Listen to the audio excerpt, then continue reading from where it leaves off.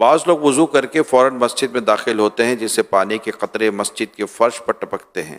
کیا مسجد کے فرش پر قطرے ٹپکانے سے گناہگار ہوں گے؟ وضو کے پانی کے قطرے مسجد کی زمین پر ٹپکانا یہ مکروہ تحریمی ناجائز و گناہ ہے.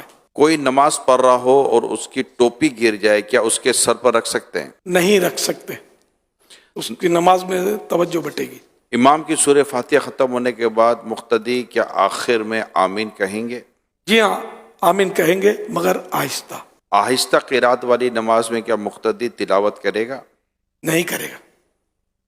بقیہ سنتیں کہاں پڑھنی چاہیے، گھر یا مسجد میں؟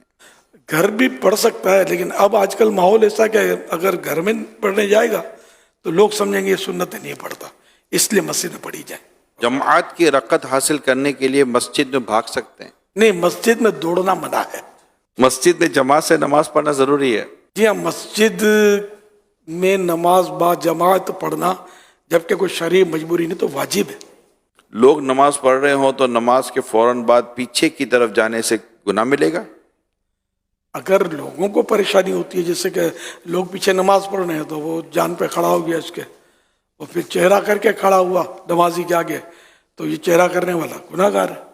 اور ویسے ہی جان پر کھڑا ہو گیا کہ جلدی سلام پھیرے تو نکلوں، نمازی کو بھی پتہ ہے کہ یہ نکلنے پر یوں کر رہا ہے، تو یہ بھی ایک تشویش میں ڈالنے والا کام تو ہے نمازی کو.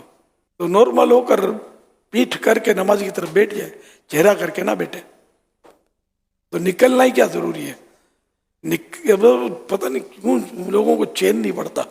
ہاں، جب یعنی کہ کسی کو تکلیف نہ ہوتی ہو تو منتشر ہونا چاہیے، یہ اچھا ہے، تاکہ آنے والے کو یہ یوں نہ سمجھے کہ جماعت ہو رہی ہے، مغالطہ نہ ہو. لیکن جب اتنا رش ہو کہ باہر نکل ہی نہیں سکتے، یا نکلیں گے تو اس کو دھکا لگے گا، اس کو ٹانگ لگے گی، تو پھر جس جگہ نماز فرض پڑی وہیں سنتیں پڑھ لیں. پھر نمازی کے آگے سے گزرنا باہر جانے کے لیے یہ تو بالکل گناہ کا کام ہے. اور اگر ایسی جگہ پر بھیڑ میں سائڈ میں گلی ٹائپ کی جگہ موجود ہے تو ٹھیک ہے، اس میں سے گزر جائے. جماعت کے دوران کسی کا موبائل بچ جائے کیا کرنا چاہیے؟ اگر عمل قلیل کے ذریعے، عمل قلیل نے دیکھنے والا یہ نہ کہے کہ یہ نماز میں نہیں ہے، یا ظن غالب آ جائے کہ یہ نماز میں نہیں ہے، تو یہ عمل کثیر کہلاتا ہے. تو اگر عمل قلیل کے ذریعے، مثلا جیب میں اب نماز پڑھتے پڑھتے بٹن یوں دبا دیا، اس کو خاموش کر دیا، یہ پاسبل ہو تو یہ کہ ایسا کر لے، حرج نہیں ہے.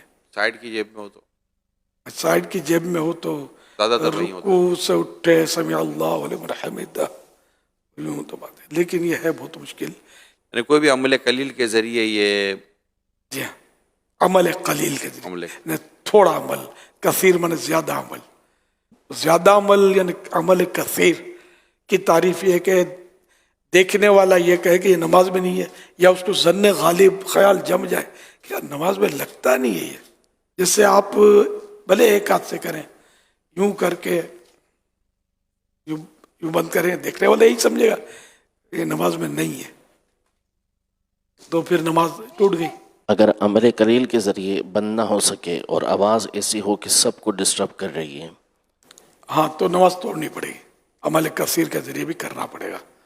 اور اکیلا پڑھ رہا ہے نماز، اور اب یہ فون تان میں آ گیا ہے اور نماز میں اس کے کوئی پڑھ رہا ہے تو ٹھیک ہے، اور بھی آوازیں آ رہی ہوتی ہیں، اس کو بھی برداشت کرے، آئندہ خیال رکھے. اس میں اگر آپ یہ مشورہ دے دیں، بلکہ تاکید کر دیں کہ موبائل فون میں اول تو میوزک ہی نہ رکھا جائے، وہ تو ویسے ہی شرعاً درست نہیں ہے. یعنی موبائل فون سائلنٹ کر کے ہی نماز پڑھے، لیکن اگر میوزک رکھتے ہیں اور کوئی خدا نہ خواستہ گانے کی کہ اس طرح کی ٹیون رکھتے ہیں، تو پھر جو مسجد کے اندر جو تماشا ہو رہا ہوتا ہے نا، اللہ کی پناہ، اللہ کی پناہ. تو ایک تو یہ کہ اپنے آپ کو بھی اس گناہ سے بچائیں کہ اپنے موبائل فون کے اندر رنگ رکھ لیں، جیسے بیل ہوتی ہے جس کے بارے میں اب اندازہ ہے کہ یہ کوئی میوزک نہیں ہے، اس طرح. اور توبہ بھی کریں. اب توبہ. تک اگر میوزک سنا ہے اس کا تو دوسروں نے بھی سنا آپ کے وجہ سے، یہ نہیں سمجھتے. میرے سنت نے بڑی پیاری بات ایک دن شاید فرمائی تھی کہ یہ جو موبائل بجتا ہے نا، تو یہ موبائل والے کا تعارف ہے، انٹروڈکشن ہے اس کا. ہاں. دیکھو نا، ایسا شخص جو میوزک کا شوقین ہے، لیکن اگر اس میں سے گالی کی آواز آئے گی تو یہ بولے گا آپشن نہیں، کیا کروں، ماں بہن کی گالیاں سنتا رہے گا کیا؟ کبھی بھی نہیں سنے گا, انڈرسٹوڈ ہے کہ تو میوزک کیوں سنتا ہے؟ میوزک بھی تو کوئی گالی جیسا ہے نا, گناہ کا کام ہے نا.